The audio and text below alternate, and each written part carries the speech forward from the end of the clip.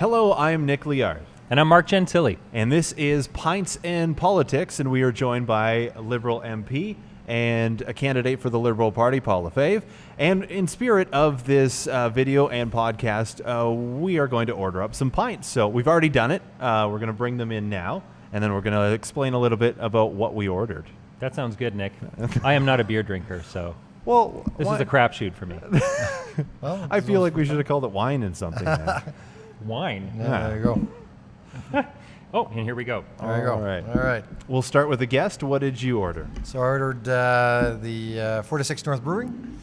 So local brewery. I love craft brewing, and whenever I actually travel around, I always try to find a local craft brewery store. And so I go to Timmins, I have full beard, and I was Trestles and Norris on the way to Perry Sound, and so yeah, it was South River, the Highlander. Oh, so you're like a connoisseur of fine I'm pints. not sure if I'm a connoisseur, but I'm a consumer. So I enjoy that. After you, sir. I ordered the Crack Canoe because I don't really drink beer. It's got a low alcohol content, and it's made by Moosehead, which I like. So, that's as simple as that. Plus, kind of a cool name. Yeah, Crack Canoe. I got I think it's a Harvest Moon or something. It is a pumpkin-flavored beer because I'm bad and bougie, and I decided You are bad and bougie. I would go with a pumpkin-spiced theme something. Nice. All right, let's Shall we get into it? Let's do it. Okay. So, Paul, the way this format is going to work, I'm going to ask you some more difficult questions. Nick is going to ask questions more designed to kind of get to know you a bit as a person, if we could. Good. So, Perfect. I actually want to ask you a question that we asked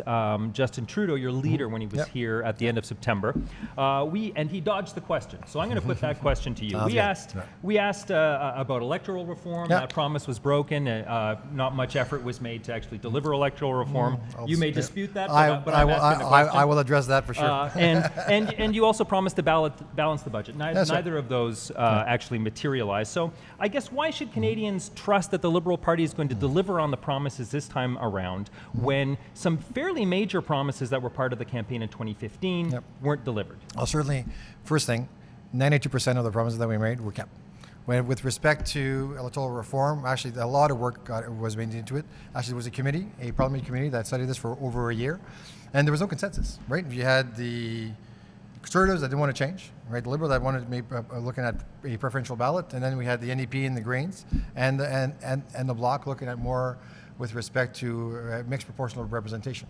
Where I stood, listen, I was going with it, and certainly looking at all this. And actually, I had issued a press release back in 2016 when obviously it was decided not to continue. But the committee could not come up with a consensus of what format that this should take, and as well certainly what question should be on a ballot if there is a referendum. There was actually no consensus on an actual question. My fundamental issue with electoral reform, or certainly mixed proportional representation, that was one of the issues that were coming to the forefront, is you have an election, and there is actually, then based on percentage, there'll be the party with maybe 40% or 10% gets 10% of the seats, the extra seats in the House of Commons. Yeah. Those seats are determined by the party. It's a list of people. Yeah. And to me, that's not democratic. And for me, Northern Ontario had a great possibility of having underrepresentation, or actually having the equal representation that we have now. So fundamentally, that was it. With respect to your other question, with respect to the economy and we told Canadians that we wanted to grow the economy and make sure that everybody had an equal chance at success. There's been a million jobs that has been created in Canada. 800,000 people have been lifted out of poverty. And these are not my stats, these are Statistics Canada stats. Right. And so fundamentally, there's a lot of good things going on in Canada. There's a lot more work to be done. And that's why, at the end of the day, we need to keep moving forward with a lot of the policies that we're bringing forward to make sure that everybody has that equal chance at success and not leave people behind. That's why a lot of the policies are made for that. So that's kind of, in a nutshell, that's kind of your answer to the question that you asked. You did better than Justin Trudeau did. I'll give you that. I think that answer deserves a drink. Oh, okay. Well, thank you. Parched, so let's cheers. I forgot the cheers at the beginning. Thank you. Yeah. Let's tap back into the younger Paul Lefebvre. Let's go back in time. So from beginning to now. Yeah. And you have a young family, yes. So you've done a lot of Halloweens. Yes. What has been your favorite Halloween costume? Wow, what a question. My favorite Halloween costume. That he wore, that one of his children wore? It doesn't matter. That you wore. Let's define it to what you wore. I was a big Dracula fan. Okay. in the day. Nice. So I would get a Dracula. Evil Knievel, imagine or not. Oh, wow. My mom Oh. had made a suit for Evil Knievel. My brother wore it, so I had the hand-me-down, so I wore it later on. Right? And growing up in Kapuskasing, we had to make sure that our suits were able to have a snowsuit under. Yes. 'Cause I can every time attest to that. Yes. So every time we knocked on doors to have Halloween, it was snowing. And there was always snow on the ground, so we had to be able to put our snow boots on and our snowsuits under our Halloween costumes. So everything was always made for that. So those were that's what comes to mind. I know my kids love Spider-Man in the day. They always the witch is always very popular as well for my daughter. But the theme has changed over the years. But my children still go. And so, and we still pass Halloween. They're getting young. They're getting a bit older. Yeah. But they still. You got to hang on to it for as long as you can. Exactly. Yeah. Okay, so you've made the Liberal Party has made a commitment to get to net zero carbon emissions by 2050. Yeah. Critics of that plan say that, critics of doing anything about climate change say that Canada contributes less than 2% of total global carbon emissions. Yeah. So can you explain to voters why it is that it is important to spend billions of dollars of public money to rein in those emissions? I think it's critical that we do that. I think that given the fact that climate change is upon us, we're actually seeing it in Northern Ontario, flooding, and as well as forest fires, and as well as in Eastern Canada, as well as Western Canada. And I think it's not only for Canada, but around the world. But that's why, and in Canada, actually our emissions are based on, if we're looking at the amount of people that we have and what we are, and we have as CO2 emissions, we're actually quite high, right? When we average that out. So that's why it's critical. And you know what? Canada is an energy superpower.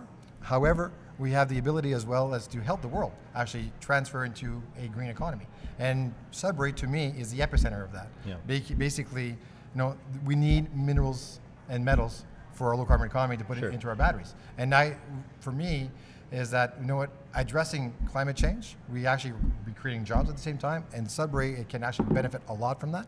And I always tell the story, actually, I was at the G20 back in June, and I was representing Canada at the G20, so I was representing the Minister of Environment and Minister of Natural Resources. And I had China beside me, and I had Brazil beside me. And I told the Sudbury story, where we were 50 years ago, building a super stack, right? And that was innovation, and then with regulation, with innovation and the community coming into obviously supporting, we actually cut down our SO2 emissions by 98%. Now the air is the cleanest it's ever been. We planted 14 million trees, as well as our lakes. We can actually fish in our lake. We can drink the water in the lake. So for me, the epicenter of the environment and the economy going hand in hand. And I think there's a lot of economic opportunities at the same time. And climate change is a reality. We have to listen to the scientists, and we need to keep moving forward. And that's why we put it in a plan. We actually, the last 4 years, we are the government that has done the most to address climate change than any other government in Canadian history. Yeah. We still need to move forward. Like you said, there's critics out there that we're not doing enough. Some people are criticizing that we're doing too much, right? But it's to strike that balance, and that's what we're trying to achieve. Can I ask a follow-up? Sure. There's going to be emissions coming shortly if I keep drinking. When you're going door to door and you encounter someone who says either climate change is a hoax or climate change isn't real, do you try and convince them? And if you do, how do you do that? That's a good question. Certainly, when people are saying that climate change is a hoax, it's tough to convince them that it is not. If they don't believe in the science, it's tough to tell them that the science is real and their feelings are not. But you got to look at where is that anxiety come from, right? If you think that we should be doing nothing for the environment, I really think that people that are of that belief, that there's still a lot of work to be done. But that's why this issue has been nonpartisan, right? We all have to agree, all the parties, and we're not there yet. So there's the Conservative Party, some members do not believe that climate change, we need to address that, it'll take care of itself. Now the way I look at it is, listen, if we take the policy of today, where the Conservative Party is at, and the NDP and the Greens and the Liberal, look at Sudbury, 50 years ago where we were. The Conservatives would have done nothing, and we still have black rock everywhere, no trees would have been planted, we would not have addressed SO2s. And on the other side, the Greens and the NDP would have shut down Sudbury, because mining was dirty, and we had an environmental footprint. So we are the only party that is looking at how to balance that out. So it's a great question, and we need to, we just need to talk it more. And that's what happens right now. People saying, well, there's a lot of anxiety out there, and people saying that where everything is going to burn tomorrow, right? We got to be looking at the science and saying, in Sudbury, we have a story of addressing our environment, and we can do this not only in Canada but around the world. And I've been a strong advocate of that, not only in Canada but everywhere I've gone to in the world to tell that story. Okay. On the heels of climate change, one of the more dividing issues in Sudbury over the last little bit, especially on social media, has been that of an old hospital and what to do with it. So once they painted over to what it is now, what was your initial reaction and how do you feel about it? Listen, I'm a fan of public art. I find it adds, no matter what it is, certainly, public art has all sorts of forms, right? And so the one that we have now, as you're talking to on the old hospital, there's a lot of different comments out there. Some people like it, some people like it, do not like it. But at the end of the day, what it was to what it is now, I think it's always an improvement because when it was before, anyways, it was an eyesore. Now we have this talking piece that they're looking at us. Like I said, I'm a fan of art. My first degree was in music, right? So people don't know that about me, but my first degree was in music. I'm actually one of the founders of the Sudbury Jazz Festival, right? On the music side. So for I can attest to that. I've seen him in concert. There you go. What instrument do you play? Saxophone. Saxophone. Sax man. Yeah, okay. and piano and some guitar as well. I was saxophone player in grade school. Right on. I can play the Star Wars theme song and hot crust buns. Yeah. Wow. I know. Maybe you guys should get a band together. Maybe a duo. Right? Let's get a duo going. Yeah. But it's a great question. But for me, public art has its place, and with some of the festivals that we have, like up here, we're recognized around the world now, and that's you have to differentiate yourself. And we have these creative people in Sudbury. We're very, very fortunate.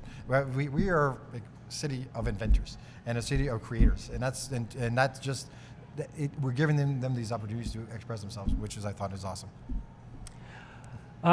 Canada has some of the strictest firearms laws in the world. Yep.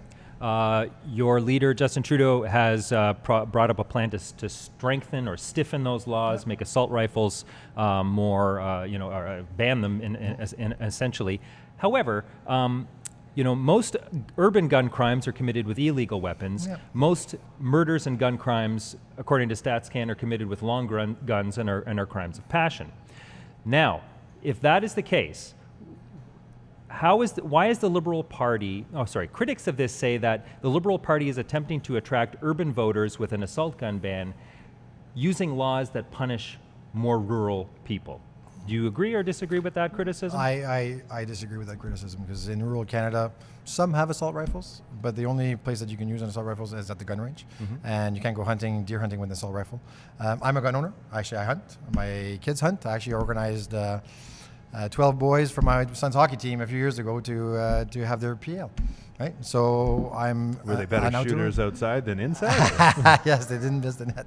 But so again, but I really, the changes that we're making, we're trying to strengthen those laws to make sure that we are reducing certainly, gun crime. And in Canada, the reality is that there's a lot of theft of guns in homes that have those assault rifles, and sometimes there are theft. But then, as you said, the border is also an issue. We need to put back money into the border, make sure that we are protecting the border. And ironically, the Conservatives actually cut the budget for border security by over $400 million. We've actually put the money back in, and we're enhancing those investments to border security to make sure. Because again, as you said, there is a crisis. Like even yesterday, there was another shooting down in Toronto, right? Those guns sometimes are maybe illegal guns, but at the same time, sometimes they're illegal guns that have been stolen, right? So the way that we actually store our guns and the way that we have certainly handguns per se, and assault rifles I believe have no place in our society. There's no use for them. Some people enjoy using them at the gun range, but for me, security should trump that. Okay. All right. This is not your first rodeo. You've done this before. This is you're going for re-election. That's right. So you've gone door to door a lot on campaigning various issues as well. What if there is one particular story of something funny that has happened to you while campaigning door to door? Is there a particular story, or maybe a couple? Yeah, actually, there was one where I knocked on the door and the lady opened the door and the dog ran out. Okay, but then it wasn't her dog, it was a friend's dog that she was babysitting. And we were near the tracks. So what do you do? Do I leave or do I stay or what do I do? So I ran after the dog with her. It took us about 45 minutes. That's how you get votes. Well, you chase dogs. The last thing I wanted is for the dog to be obviously hit by anything, and then it's my fault, right? So I made sure that we ran up to the dog. This dog's blood is on my hands. Well, it was. So Well, it's anyways, red. we actually, yes, exactly. And then but the dog would respond to her because it wasn't her dog either, right? So we had a real challenge to get the dog, and finally we got to the dog, and then we brought it the dog. So that was quite a funny story. I'm sure you definitely see a lot campaigning, Doris. Yeah, actually, you know what? It's I brought my kids out a few times because I wanted them to see Sudbury, right? There's some doors that in different sectors of our community, and certainly there are some doors where people are obviously they're challenged. They're financially they're in a difficult position, and we need to talk to them, just like we talk to the people that live in areas that have more means, and to hear from them what their concerns are and how we can address those concerns. And you know, that's why I ran it in 2015. For me, fairness was a big thing. I didn't agree under the Harper regime that the universal child benefit was the same thing for everybody. I have a brother-in-law who has ODS, who's on ODSP because of an injury, and then here we are, myself and my wife. I'm a lawyer. My wife is a physician. We were getting the same thing. My nieces and nephews were getting the same amount that my kids were getting. I found that vehemently unfair. Yeah. And so when we came into power, one of the first things was to make sure that we changed that. My nieces and nephews would be able to have a lot more, and we're doing fine without getting the $100 check a month. And that's why, and to me, that's the basis of the vision of our society that we want. You know what? Are we all equals? We're not. We need to give the upper hand to the people, or help out the people that need the most, and ask the people that have a bit more means, that have been lucky, that have worked hard, that have been more means, to pay a bit more. And I truly believe in that society. Well, Mark, I think we have time for one more, so let's make it a good one. Sure. Okay. Well, well, I don't know how good it is, but I'll ask it anyway. Why can't the Liberal Party say the word deficit? Canadian governments have been running deficits since basically the beginning of Canada. It's a recognized part of running a government, but your Justin Trudeau insists on calling them investments rather than deficits. Why the semantic game? well, you know what? For me, we have deficits, so I'm saying it. But at the same time, why are we running these deficits? Because we're investing in Canadians. So that, to me, it goes hand in hand. Certainly, I look at, yes, we have deficits, but I also look at what are we achieving with those deficits, and are we helping people out, and we are. As well as there's other ways to measure the economy, and certainly one of the measures that we're looking at is really the debt to GDP ratio, which is at one of the best it's ever been. And even though we are running deficits, it keeps going down. Why? Because the economy keeps growing, right? The economy keeps growing with respect to stimulating the economy as we're doing, and so our ratio of debt to GDP is actually going down as well. I think that's the measure that we need to look at. And actually, when you look at where we're at, compare ourselves to any G7 country, we are in the best fiscal shape than any other G7 country. That's why we can invest in Canadians. That's where we need to move forward to continue with those investments. Well, Paul Lefebvre on Pints and Politics. Let's have one final cheers Yay. before we let you Thank go. you. Thanks for joining us. No, thank you. Best of luck in the Thank you. upcoming election. Thank you. Now I got to stick around and finish all of this. Thankfully, I have somebody else with me that's going to be able to drive. There you go. Yes. Thanks for joining us. All right. Thanks, you guys.